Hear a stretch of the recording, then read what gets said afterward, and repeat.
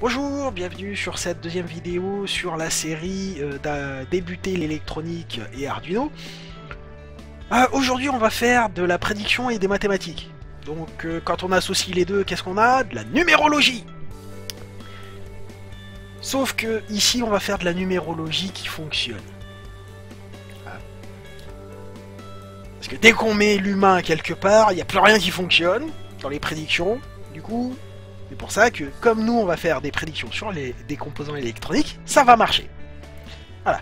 Donc, la première loi qu'on va apprendre dans notre numérologie d'électronicien, c'est la loi d'Ohm.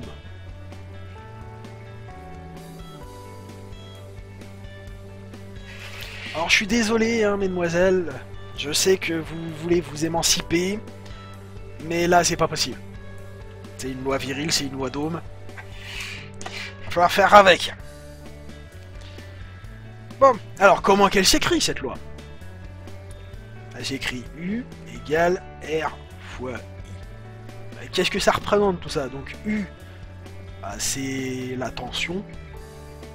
Et la tension, on la mesure en quoi? En volts. Avec le signe V. Hop là. Et Monsieur Volt a existé, hein. Et Ohm a existé. Il y a Monsieur Ohm, Monsieur Volt. Et ils allaient me dire, ah mais non, tu te fous de ma gueule, Monsieur Ampère, elle a pas existé. Si, si, Monsieur Ampère a existé. On va voir. Donc on a dit R, c'est la résistance en fait. Hein. La résistance que l'on mesure en ohm, avec le sigle oméga que je dessine très mal. Ohm. Et I, c'est l'intensité du courant. Qui se mesure en ampères. Voilà. Et donc on peut l'écrire de trois manières différentes. Donc on a la U égale RI, I égale U sur R, et R égale U sur I. Voilà. Vous apprenez ça, et vous allez voir que ça va vous servir très longtemps, et même pratiquement tout le temps. Est-ce qu'on a besoin d'une autre loi? On peut se servir des extensions de la loi d'Ohm. On les verra en temps nécessaire. Mais au début, on a juste besoin de celle-là. Et vous allez voir qu'elle fait le taf. Hein. Donc, à quoi ça nous sert d'avoir appris à lire et à écrire si on peut pas compter aussi, hein? Le mieux, c'est d'associer les deux. Hein, donc vous vous souvenez comment on fait une source de tension, hein? Ça, c'est quoi? C'est une pile. Plus, moins, hop. Vous vous souvenez comment on dessine une résistance? Hop là. Et I représente l'intensité. Voilà. Donc on a I, U et R. Hop là, voilà. Le premier schéma électronique utile. Celui-là, il est utile. Pourquoi? Parce que c'est le schéma électronique d'un radiateur, tout simplement. Pour ça, faudrait que je vous introduise, pour que vous compreniez, il faudrait que je vous introduise aux formules de puissance. Formules de puissance absorbée, dissipée, apparente. C'est pas utile pour le moment. C'est pas utile. Mais avec ça, on peut faire un radiateur. Donc votre radiateur électrique, basiquement, c'est ça. Ensuite, on y colle un moteur, ici, avec des petites ailettes, pour qu'ils soufflent en direction de la résistance pour que ça fasse de l'air chaud. Voilà. Ça, c'est le principe de votre radiateur électrique. Si vous connaissez la loi d'Ohm, vous pouvez faire un radiateur électrique. C'est magnifique. Voilà, bon. Maintenant, tu nous as promis de faire de la numérologie, de faire des prédictions. Bah ouais. Donc, admettons qu'ici, on ait une pile de 5 volts. Ou une tension d'alimentation de 5 volts, peu importe comment on la produit, mais on a 5 volts. J'ai envie d'avoir 5 volts parce que c'est plus simple pour les calculs après. M'embêtez pas. Donc, U égale 5 volts. Ensuite, on a une résistance. Hein. Si on en prend une du tiroir, là, on prend... allez, on va prendre la 330 ohms. R égale 330 ohms. Et donc I, ça sert à rien de le savoir parce que c'est elle qu'on, c'est cette valeur qu'on veut deviner. Hein, voilà. Donc ce qui fait que I, bah, on va utiliser I égale U sur R. Alors I égale 5 sur 330 et c'est égal à... Alors oui, avant de savoir à quoi c'est égal, vous prenez pas ça pour faire vos calculs, hein. Ça c'est caca, caca, quand vous avez pas le choix. Parce que ça fait plein de trucs, mais très mal. Ça fait un seul truc, mais très bien. D'ailleurs, pour faire une division, c'est un peu overkill, mais on s'en fout. Donc c'est 5 divisé par 330. Hop là. Et qu'est-ce qu'on trouve? Eh ben, on trouve que je vois pas la calculatrice, on trouve 0,015 à peu près. 0,015. Et vu que c'est I, c'est des ampères. Voilà. Bon, alors qu'est-ce que ça permet de prédire? Bah, ici, ça permet de prédire qu'il y a 15 mA qui circulent dans le circuit ici. Voilà. Donc, dans la prochaine vidéo, on va prendre toutes nos prédictions qu'on va faire là, et puis on va les mesurer. Hein, parce que là, si je veux vous expliquer tout ce qu'on a besoin dans un premier temps, ça va prendre déjà un certain temps, et puis si je fais les mesures après et les expériences, ça va être chiant. Ça va être long, on verra ça après. Pour le moment, c'est pas dans mon plan, on fera les mesures après. Hein, voilà. Bah, si je veux connaître la tension d'alimentation par rapport à... admettons que je veux un courant qui circule de 20 mA, I égale 20 mA, parce que oui, on travaille plutôt avec les milliampères en électronique. Hein. Quand on travaille avec des ampères, c'est plutôt en électricité. Voilà. On a une résistance de, je sais pas moi, allez, 570 ohms. J'ai besoin d'une tension d'alimentation de combien pour maintenir mes 20 mA dans ma charge qui fait 570 ohms? Parce que oui, on peut remplacer une charge, donc tout un circuit, juste par sa résistance, pour connaître sa consommation. Hein, c'est pour ça qu'on appelle ça une résistance équivalente. Une tension équivalente, un courant équivalent. Voilà. Bon. Donc, on fait U égale RI, et c'est égal à 0,02 fois 570. Allez, mon overkill. 570 fois 0,02. Il nous faut une tension d'alimentation de 11,4 volts. Voilà. J'ai un composant que je dois alimenter en 5 volts, qui ne peut pas recevoir une intensité supérieure à 25 mA. J'ai besoin de le protéger avec quelle résistance? Et bah c'est simple, on fait R égale U sur I, c'est égal à 5 sur 0,025, et c'est égal à... Alors 5 divisé par 0,0... Ah zut. Alors c'est égal à 5 divisé par 0,025, et c'est égal à 200 ohms. Voilà. Donc notre résistance de protection pour notre circuit qui consomme ça sera de 200 ohms. Voilà. On a fait toutes ces prédictions. Donc là, vous voyez que on peut prédire plein de trucs. On a fait de la numérologie. On verra dans la prochaine vidéo avec les expériences si ça se vérifie. D'accord? Ou alors vous pouvez vous les faire juste après la vidéo, une fois que vous aurez pris les notes, que vous aurez appris tout ça. Voilà. Donc, qu'est-ce qu'on peut faire d'autre avec ça? Je vous ai parlé de résistance équivalente juste avant. Il y a moyen de moyenner une résistance équivalente avec divers montages. Hein. Donc on a le montage série et le montage parallèle pour les résistances. Donc, montage série. Hop. Les unes derrière les autres. Montage parallèle.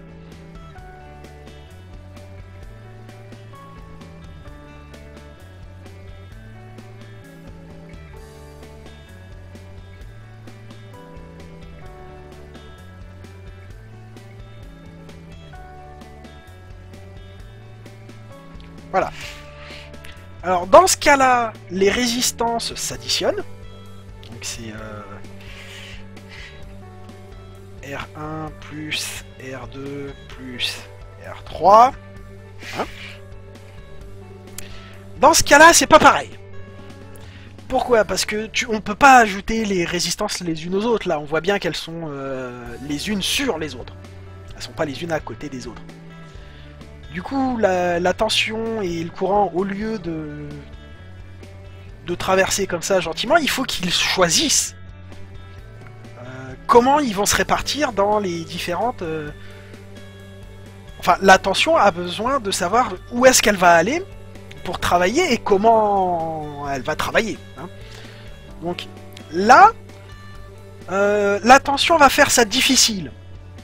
Elle va voir... Elle va d'abord, elle va aller le plus là où ça conduit le plus. Hein, donc là où ça résiste le moins. Ce qui fait qu'on va parler de conductance. Et donc ce qu'on va ajouter, ce sont les conductances. Qui se notent, qui sont en fait l'inverse des résistances. Ça fait donc 1 sur R1 plus 1 sur R2 plus 1 sur R3. Pourquoi l'inverse d'un nombre, c'est 1 sur ce même nombre? Peut-être qu'un jour je vous expliquerai pourquoi. Et vous comprendrez pourquoi ça fait sens. Ou alors non, je vais vous donner une explication toute bête. Ça sera pas l'explication complète, mais vous allez voir, vous allez comprendre. Pourquoi ça, c'est l'inverse de ça. On a juste besoin du signe égal. Hop. Donc ici, on a R1. Et R1, c'est une fois R1. On est d'accord. Si on fait passer R1 sous le bureau, qu'est-ce qui se passe? On a le multiplié qui devient divisé. On a le 1. Bah, comme on peut pas avoir 0, le 1, faut bien qu'il aille de l'autre côté. Et lui, comme il est obligé de passer sous le bureau, on a l'inverse de notre nombre. Voilà l'explication de pourquoi R1 devient 1 sur R1 quand on prend l'inverse. Voilà. Et comme la conductance, c'est l'inverse de la résistance, ça fait 1 sur R1. Voilà. Mathématiquement, ça doit pas être comme ça, mais moi, c'est comme ça que je l'ai compris. Hein, les mecs, ils vont vous chier 25 pages pour vous expliquer pourquoi R1, ça devient 1 sur R1 quand on prend son inverse. Voilà. Vous retenez ça. Ensuite, pour calculer ça, on verra le temps venu, parce que c'est chiant à faire, déjà. Hein, c'est pas intéressant. Et ça, c'est un montage qu'on rencontre pas si souvent que ça. Et l'utilité de calculer la résistance équivalente de ce truc-là est pas toujours pertinente. Voilà. Donc, quand je vous ai dit que la tension allait choisir de se distribuer différemment ici, vous vous dites, bah oui, mais qu'est-ce qui l'empêche qu'elle se distribue ici? Bah, il n'y a rien qui l'empêche de se distribuer, effectivement. Parce que, comme je vous l'ai dit précédemment, la résistance va pas changer. L'intensité qui traverse dans le circuit ne va pas changer. Parce que je vous ai dit que qu'on pouvait remplacer une charge par une résistance équivalente. Ceci, on peut le remplacer par une résistance... enfin, ceci, c'est égal à cela. Donc, ici, aux bornes de ces machins-là, on va avoir des tensions différentes. On va avoir un U1 ici, U1 ici, U2 là, U3 là. Voilà. Et on aura un seul I ici. Et U1, U2, U3 sont des fractions, des morceaux du grand U ici, qu'on appelle généralement U0. Voilà. Et donc là, quand vous voyez ça, quand je vous explique ça, vous devinez que en fait, on peut diviser la tension avec ça. Et quand on voit un schéma comme ça,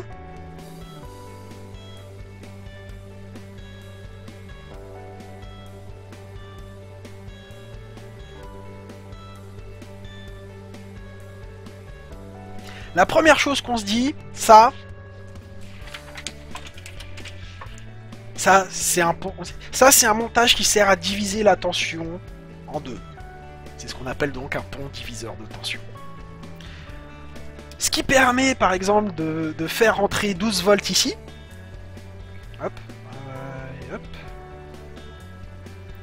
Et d'avoir ici 5 volts. Oh, je vais pas réussir à faire le 5 dans le bon sens. Hop, hop.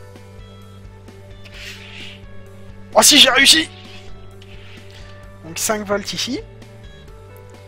Et ici, on va avoir 7 volts.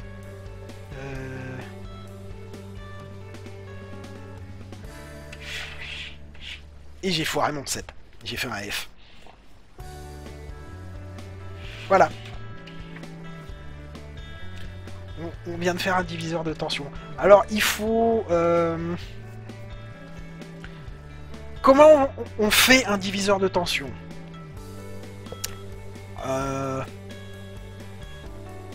Il y a la manière rapide qui nécessite de faire un peu des calculs un peu compliqués. C'est-à-dire que c'est un rapport entre les deux. Hein. Donc on a pour U1 et U2. Alors U1 c'est égal dans ce cas-là, hein, parce que notre U0 c'est 12 volts. U1 égale 5 douzièmes de U0. D'accord? Et U2 égale 7 douzièmes de U0. Ce qui veut dire que notre résistance devra être un 5 douzièmes. Enfin, les deux résistances ici devront respecter ce rapport. Donc, si on prend...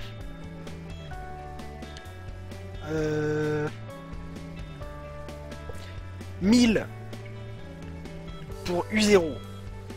Donc si on prend une résistance équivalente ici de 1000. D'accord? U1 qu'on le veut à 5 volts, ça va faire 5 douzièmes de 1000.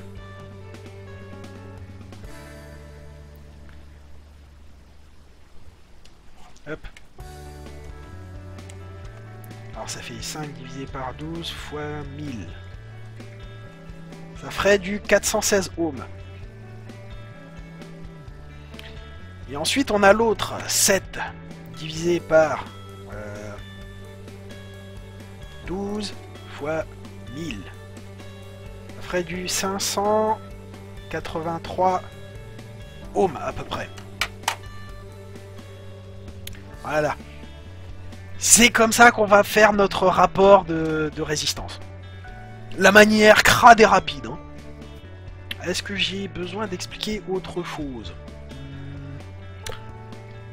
Oui, j'ai besoin d'expliquer que sur les résistances, il y a des tolérances, plus ou moins 5%. En général, enfin la plus répandue, c'est la plus ou moins 5%. On a des 1%, des 10%, des 0,1%. Voilà.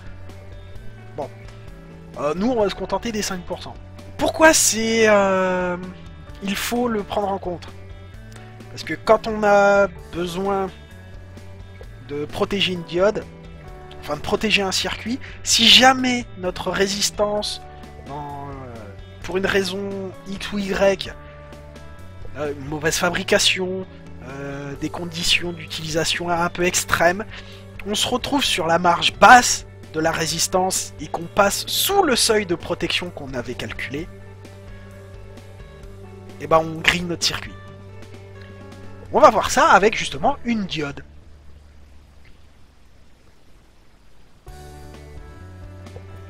Et donc je vais vous expliquer comment calculer crânement, mais sûrement,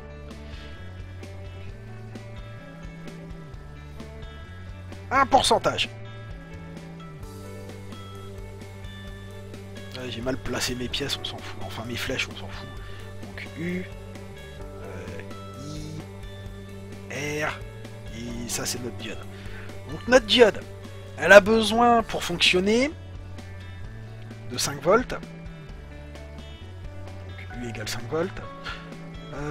Elle a un courant maximum admissible de 20 mA. Et elle a une tension de chute de 3 volts. Qu'est-ce que ça veut dire? Ça veut dire que la tension pour laquelle on va régler... en fait, ce qui va se passer, c'est une sorte de division de tension. Ici, il va y avoir une tension. Et ici, une autre. Et elle aura toujours la même tension à ses bornes. Donc vous comprenez pourquoi on est obligé de mettre une résistance de protection sur une diode. Parce que elle aura toujours la tension ne variera jamais à ses bornes. C'est le courant qui va varier.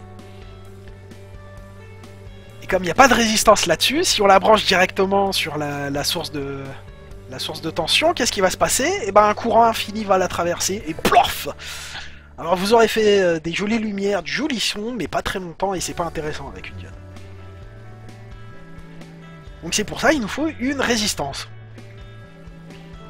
Et donc on va appliquer notre loi d'Ohm, donc notre loi virile, R égale U sur I. Sauf que notre U, c'est U moins la tension de chute, qui est notée dans les datasheets, donc dans les données de merde sur les documentations, par VF. Moins VF sur I. Ok, donc ça nous fait du 5 moins 3 sur 0,02. Ah, c'est ça? Ouais, c'est ça. Ce qui nous fait du 2 sur 0,02. Ce qui nous fait 2 divisé par 0,02 du 100 ohms. Donc la résistance de protection dans ces conditions-là sera de 100 ohms. Voilà. Donc on a fait nos prédictions. Est-ce que je vais avoir une diode avec les mêmes caractéristiques? Non. J'ai pris des caractéristiques pseudo-aléatoires. Mais on vérifiera dans la prochaine vidéo si tout ça, ça fonctionne. Voilà. Donc, on a 100 ohms ici. Comme résistance minimale de protection. Si on va à 99 ohms, on va endommager la diode parce qu'elle n'est pas prévue pour fonctionner comme ça. Si on prend donc notre 100 ohms et qu'on lui prend une tolérance de 10%, hein, on n'a pas de bol. On n'a que des résistances à 10%. Qu'est-ce qui va se passer? Donc si on prend, si on a une résistance qui est un peu overkill, hein, elle fait plus 10%. Donc ça nous fait du 110 ohms. On est cool. Sauf que cette même résistance, elle peut aussi, sous certaines conditions, prendre moins 10%. Et donc se retrouver à 90 ohms. Parce qu'elle se retrouve à 90% de son efficacité. Et donc là, vous voyez que c'est pour ça qu'il est important de savoir faire ces pourcentages. Parce que là, vous m'avez vu faire, j'ai pas utilisé la calculatrice. J'ai de la chance d'être tombé là... J'ai de la chance, entre guillemets, d'être tombé sur une valeur ronde comme ça, mais... si vous savez faire vos pourcentages de tête comme ça, très rapidement, ça va vous sauver des LED à profusion. Hein. Admettons par exemple qu'on ait du 220 ohms comme résistance requise à 5%. Ok? Comment on fait ça rapidement de tête? Bah, on multiplie ça par 5. On multiplie ça par 5.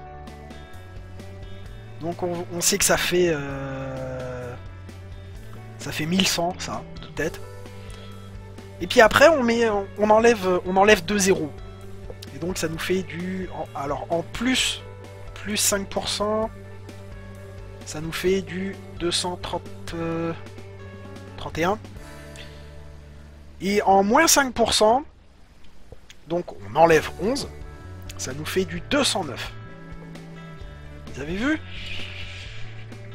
J'ai fait une simple multiplication et ensuite 2 soustractions. Donc, on sait que plus 5%, ça représente un 105%. Ok? Sauf que quand on dit pourcent, c'est comme si on multipliait... Il suffit de mettre la virgule ici, divisé par 100, pour avoir votre facteur de multiplication là-dessus. Hein? On peut vérifier avec la calculatrice. 220 fois 1.05. 231. Hein? C'est pareil que mon 5%. Fait de tête, ici. Voilà. Qu'est-ce qu'on a besoin de savoir d'autre pour la suite? Franchement, je vois pas. Je vois pas. Si vous avez des questions, que vous avez besoin d'apprendre, des trucs de base qui n'ont pas été abordés ici, hein, qui ne peuvent pas être résolus avec la loi d'Ohm et les règles que je vous ai édictées, donc je vais vous édicter quand même les règles à la fin, en conclusion. Hein. Donc, la loi d'Ohm, c'est U égale RI. N'importe quel circuit peut être remplacé par une résistance équivalente.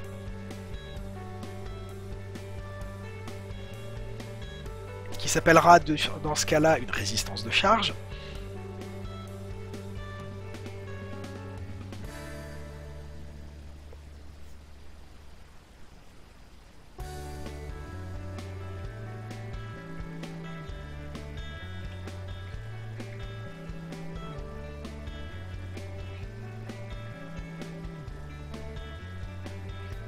Hop. Le courant qui sort est le même qui rentre.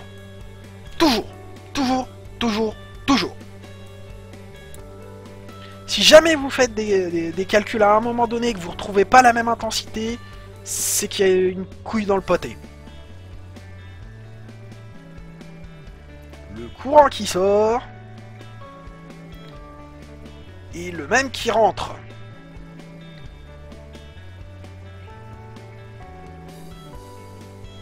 J'ai oublié de marquer le courant qui sort. Vous aurez un beau document qui sera mieux que mes zigouigouis ici. Voilà. Voilà. Donc bah j'espère que vous avez appris quelque chose, que la vidéo vous a plu. Et si vous avez des questions, n'hésitez pas dans les commentaires. Vous trouverez aussi un joli document tout propre comme ça. Peut-être pas au moment où la vidéo sera publiée parce que ça va me prendre un peu de temps à faire ça. Donc voilà. Dans la prochaine vidéo, qu'est-ce qu'on va faire? On va vérifier nos prédictions, parce que là j'ai fait des prédictions, mais pour le moment je suis pas très différent de la numérologie qui marche pas. C'est-à-dire que j'ai pas vérifié si ça marche. Dans la prochaine vidéo, on fera les expérimentations pour voir si ça marche. Voilà. Et dans ce cas-là, on fera plus de la numérologie, mais on fera de la science. Hop là. Je vous dis à la prochaine vidéo. Bye bye.